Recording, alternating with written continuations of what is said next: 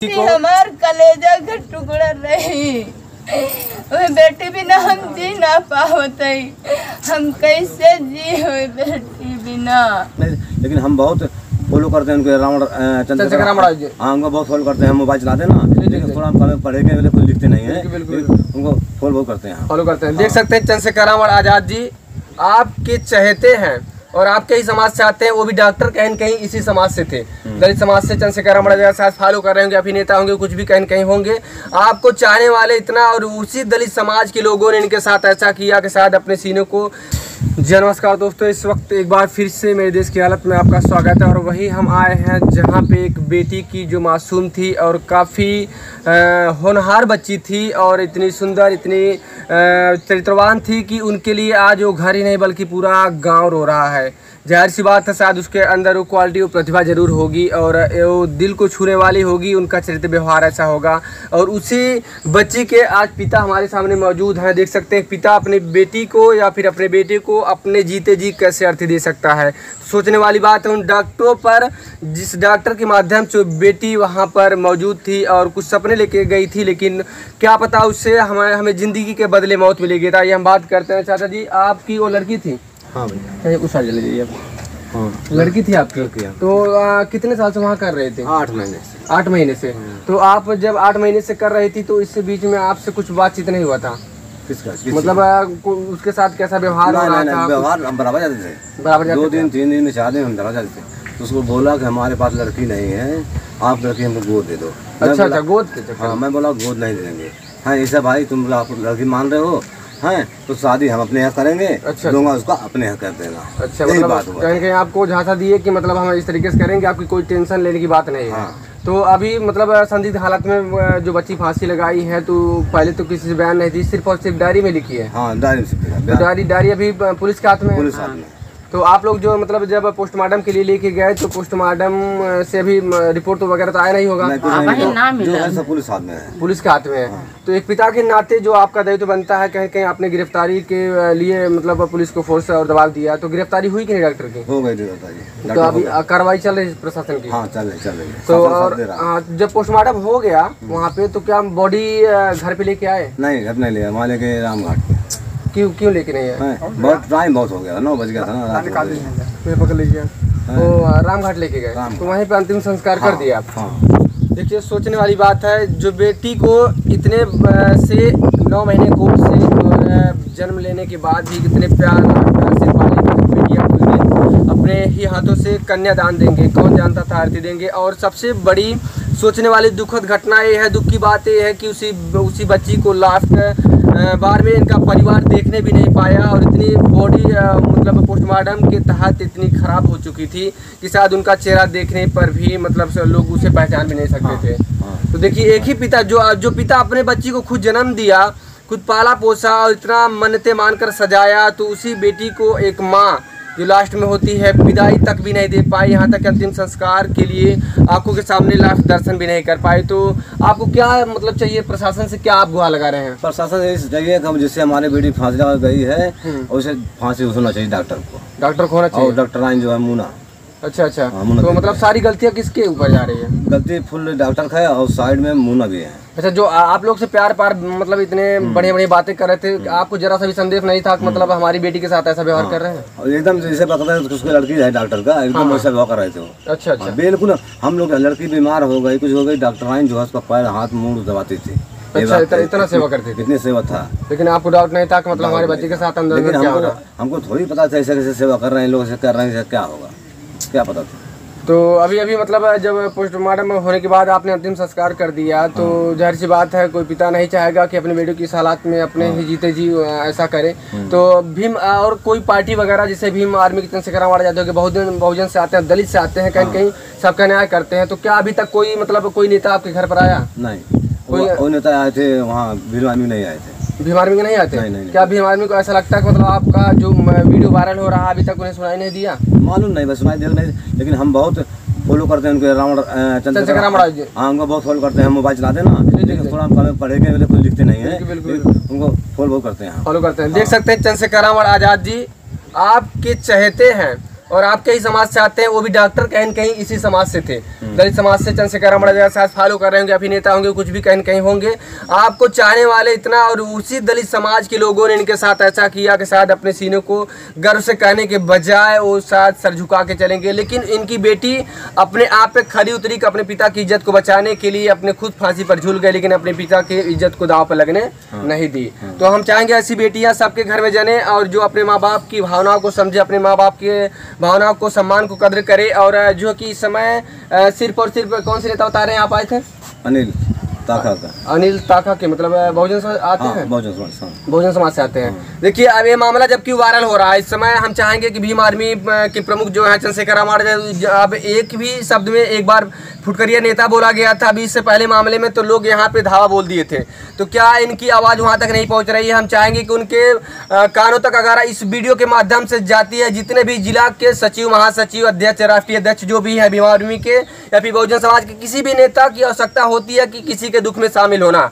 ये पार्टी की बात नहीं है, ना तो समाज की बात है, सिर्फ और सिर्फ न्याय की बात है। होना चाहिए कि नहीं? न्याय की बात है, पार्टी की बात नहीं, पार्टी की बात नहीं है, क्योंकि हम हिंदुस्तान के अगर संविधान के तहत सारा संवैधानिक अधिकार है, प्रक्रिया है कि सबको एक साथ लेके चला जाए। जो दोषी है दोषी के तहत उसको जो सजा दी जाए, जो मुजरिम है उसको मुजरिम के तहत सजा दी जाए, जो दोषी नहीं है उससे बरकरार रखा जाए। तो आपका कहना क्या है सरकार से? सरकार से हमारा कहना है दोषी जो पकड़े गए हैं उसमें दक्ष जो है वो दोषी नहीं है, बाकी दोषी वो दीपू भी हैं। कौन दीपू? दीपू उनके साला लड़का था, कंप्यूटर काम करता था उसमें। अच्छा, मतलब उनका भी मिली भगत था? मिली भगत, क्योंकि जब मैं पूछा भाई कैसे क्या हो गया दीपू, वो बोलते चाचा जी अरे उस टमाटर काटते हाथ में लग गया। टमाटर अगर काटेगी, टमाटर कट यहाँ से लगेगा, देख सकते हैं, टमाटर कट यहाँ से लगेगा, उंगलियों के बीच में लगेगा, ना कि यहाँ पे छटकेगा। तो उनको भी कुछ डाउट हुआ, लेकिन हम पूछ लड़की नहीं बता रही है, कैसे आगे डाउट? और जाहिर सी बात है जब जिसके मतलब शरीर पे जख्म हुआ, जब वो नहीं बताएगी, जाहिर सी बात आप खुद रिपोर्ट नहीं कर सकते। तो शायद आपका सामान बचाने के लिए कर रहे हो कि हमारे पिताजी हैं, शायद अगर इस तरीके से बात उभर गई तो। इतना ज्यादा काट लिया था उसने, नस काट लिया था ना, बेहोश हो गए थे, उसको लेके दूसरा हॉस्पिटल में बेहोश हो गए थे। हाँ, वहाँ टाका चलवा के ले आए, रात हमारे घर छोड़ दिए 1 बजे आपको।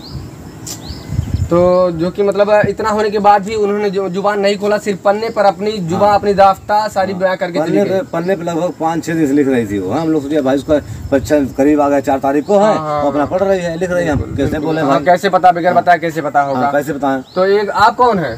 हमारे भाई जी। उनके बड़े पापा हैं जो बच्ची थी, क्या नाम था उनका?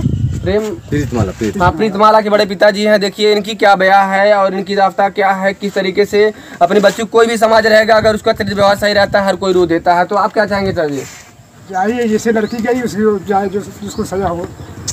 लड़की का संबंध अच्छा था आपकी भतीजी का? हाँ था, और सबसे मतलब हंस खेल के व्यवहार उनका अच्छा था, समाज में पूरा बढ़िया चरित्र था, हर किसी से कोई लड़ाई झगड़े नहीं करती थी? नहीं किसी से वो घर की मर्दन थी। देख सकते हैं रो दिए हैं, कोई भी रहेगा इनके पिता के आंखों में शायद आंसू कम, लेकिन ये रो दिए हैं। शायद उस बच्ची को इतना प्यार करते तो बच्ची उनसे प्यार करती थी। आपका गुहार क्या है? रोइए मत। सरकार तो गुहार है जिसे लड़की फांसी लगी उसकी फांसी उसी होनी चाहिए। अरे डॉक्टर साहब, आप अगर शायद इनकी आंसू देखते, हम चंद्रशेखर आमड़ा सर से कहेंगे इनके आंसू अगर एक वृद्धा हो गए हैं, लेकिन इनके आंखों में आज आंसू भरा है, सिर्फ और सिर्फ उस बच्ची के बेहतर कारनामे की वजह से, उसके चरित्र और संस्कार की वजह से। हम चाहेंगे पोस्टमार्टम की इतना मतलब कहा जाए उसे, घर की हालात कैसी है और कैसी दशा में छोड़ के गई कि अंतिम बार उस बच्ची की दर्शन भी नहीं कर पाई उस परिवार में।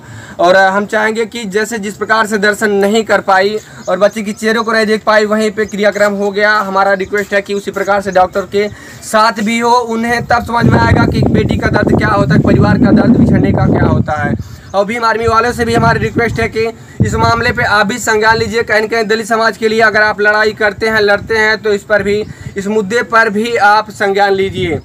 एक वृद्ध अवस्था में उनके बड़े पापा है, इनकी आंखों में आंसू, हम ऐसे लोगों के आंखों में बहुत कम आंसू देखते हैं, लेकिन उस बच्ची की जो व्यवहार थी, जो चरित्र और संस्कार था, उसकी वजह से इनकी आंखों में आंसू हैं, रो डाले हैं। और शायद उनके पापा की आंखों में आंसू शायद उतने नहीं, लेकिन जितना इनकी आंखों में, जाहिर इससे इस संदर्भ में मतलब होता है, इससे सबूत मिलता है कि इनका प्यार, इनका संबंध, इस परिवार का उस बेटी से कितना लगाव था। हम चाहेंगे कि कड़ी से जितनी से बड़ी का सजा और कड़ी से कड़ी कार्रवाई हो, उतना ही कम है। और इस मामले में आप क्या कहिएगा? इस वीडियो को शेयर करिए जब तक उन्हें सजा नहीं मिल जाती। इनका कहना जो है, हम एक बार फिर से पूछना चाहेंगे, उस सजा के रूप में आप क्या देखना चाहते हैं? जैसे लड़की की फांसी, बस फांसी होना चाहिए। और जो मतलब जैसे आपकी बेटी फांसी के फंदे पर लटक गई हाँ, उसे- और अपने अपने दर्द को बयान नहीं कर पाई और सारी डायरी में लिख दी, तो उसी प्रकार से उनको भी होना चाहिए। हाँ, सब दोषी होती है। अगर इस तरीके से कोई करेगा तो क्या हॉस्पिटल, क्या किसी बच्ची को पढ़ाई लिखाई के लिए हॉस्पिटल में कोई भेजेगा? नहीं, कोई नहीं भेजेगा। इस तरह से जो है उनकी हो जाए तो ये सब डर जाए, जितने डॉक्टर हैं सब डर जाए, किसी लड़की के कोई बात न कर पाओ, कोई बात ना कह पाओ, ताकि मैडम हुआ चाची आप दर्शन नहीं कर पाई अपने बच्चे की, वहीं से जला दे, घर ना लाया वहीं पे जला दिए। आप लोग की देखने की चेष्टा थी? जी, लेकिन रात हो गई पोस्टमार्टम। अच्छा, रात के चलते मतलब नहीं ला पाए।